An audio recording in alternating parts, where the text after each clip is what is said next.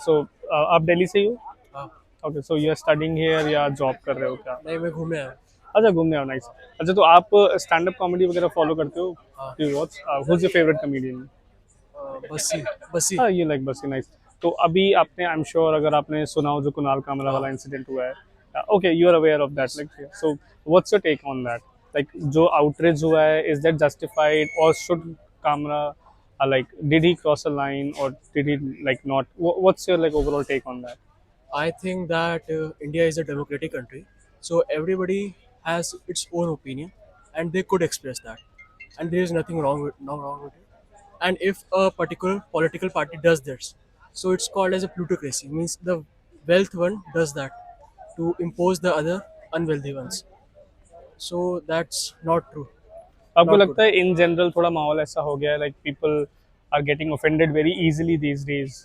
या मुझे ऐसा लगता है, तो क्योंकि छोटे छोटे बातों पे आज कल शायद वो उनका एजेंडा हो सकता है अपने को प्रमोट करने का, या क्या है मुझे नहीं पता, बट दैट्स रियली बैड मेरे हिसाब से। आई डोंट थिंक बहुत सारे शिवसेना वाले लोग आपसे एग्री करने वाले। सो वो जो आउटरीच वगैरह हुआ है, so what do you think, like, even if you think अगर कोई किसी चीज से ऑफेंड हुआ भी है, तो what's the, like, right course of action they should take? I think they should take a legal action. अगर कुछ गलत है देन द जज and the court is already in India, so they could decide that is it wrong और right. बाकी का मुझे लगता है गलत था। हाँ हाँ, बिल्कुल, बात तो करनी है, हाँ, वही करना है हमें। मेरा कोई एजेंडा नहीं है इसमें, मैं किसी की तरफ से नहीं हूँ, मैं बस लोगों का ओपिनियन क्या है वो जानना चाह रहा हूँ। तो जैसे आपने, जैसे वो लोग ये बोल रहे हैं कि सीधा कि कोई ये बोल ही नहीं सकता है, एक तो कॉमेडियंस, मतलब कि ये एक लाइन है जो क्रॉस कर दी है उन्होंने, और जो भी ऐसा बोलेगा उसके खिलाफ ऐसा ही होगा।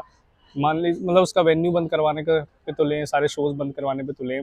तो ये जो रिएक्शन है, ये आपको कहाँ तक ठीक लगता है? आपका इस पे क्या विचार है? मेरा तो विचार ये है कि पहले सबसे पहले राइट टू फ्रीडम, हर लोग को बोलने का आज़ादी है। अगर मान लीजिए अगर वो किसी पार्टिकुलर आदमी को उसका नाम लेके नहीं बोला है, लेकिन वो बोल रहा है, तो ये तो सही ही है कि भाई क्या घटना घटा है उस पर बात करना गलत तो है नहीं। आज के टाइम में क्या है कि रिपोर्टर जो भी हो गया है वो सही चीज़ नहीं दिखा पा रहे लोगों को। तो कुणाल कामरा को क्यों आना पड़ा सामने, ध्रुव राठी को क्यों यूट्यूब पे आना पड़ा, और भी जो ऐसे कॉमेडी जो है वो क्यों आ रहे हैं प्लेटफॉर्म पे, सोशल मीडिया पे। लोग इसलिए आ रहे हैं कि जो सच्चाई है, जो लोगों का चेहरा है, पॉलिटिकल चेहरा, वो दिख नहीं रहा है लोगों को। यही कहना है कि ये तो जो भी किया शिवसेना को तो गलत किया, पॉलिटिकल पार्टी को नहीं करना चाहिए।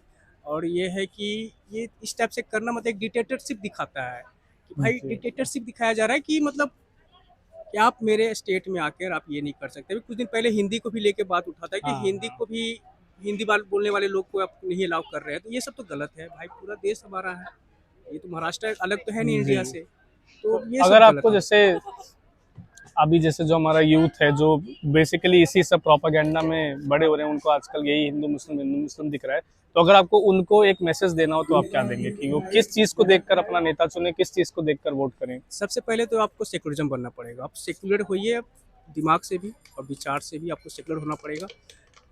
हिंदू मुस्लिम कोई थॉट है ही नहीं। अगर हिंदू मुस्लिम का थॉट अगर लोगों पे थोपा जा रहा है तो आपका देश पीछे होने पे है। वो विचारधारा आप वो विचारधारा बहुत पिछड़ा पीछे ले जाएगा आपको। वो विचारधारा से तो दूर ही तो रहना जैसे चाहिए हमारे आजकल यूथ को। ये जो राइट विंग है, या काफी लोग हैं जो मैं सोशल मीडिया पे भी देखता हूँ, वो सेक्युलरिज्म को भी एज अ गाली यूज करने लगे हैं कि अगर आप बोल रहे हो कि आप सेक्युलर हो तो किसी तरह से आप कमजोर हो या दबे हुए हो या आप मुस्लिम्स की तरफ हो, ऐसा लोग बोलने लगे हैं कि सेक्युलरिज्म सबसे बड़ा खतरा है हाँ, तो इंडिया के लिए। ये बात बोलने वाले है कौन? ये जो बात बोलने वाले हैं, तो ये बोलने वाले है कौन? ये बोलने वाले वही लोग हैं जो एक फॉलो करता है एक बीन्स को, मतलब एक रीजनल फॉलो कर रहा है सिर्फ एक ही चीज़ को। उसका विचारधारा सिर्फ धर्म को लेके है। लेकिन भाई धर्म से थोड़े चलेगा देश। देश में तो सबको है। यहाँ चलाने के लिए लोग को तो सबको एक जैसा सोचना पड़ेगा, सबको एक साथ लेके चलना पड़ेगा। तो हमारे ख्याल से तो एक यूथ को अब समझना चाहिए भाई, आप बेरोजगारी पे बात करो, शिक्षा पे बात करो, अस्पताल के पर बात करो, तो ये सब बात करना चाहिए। अब धर्म को लेकर नहीं चलना चाहिए। और कुछ बोलना? आप दिल्ली से ही हो? नहीं, मैं यहाँ पढ़ाई करता हूँ, मैं बिहार से हूँ। अच्छा, तो आप स्टैंड अप कॉमेडी वगैरह फॉलो करते हो? आप देखते हो?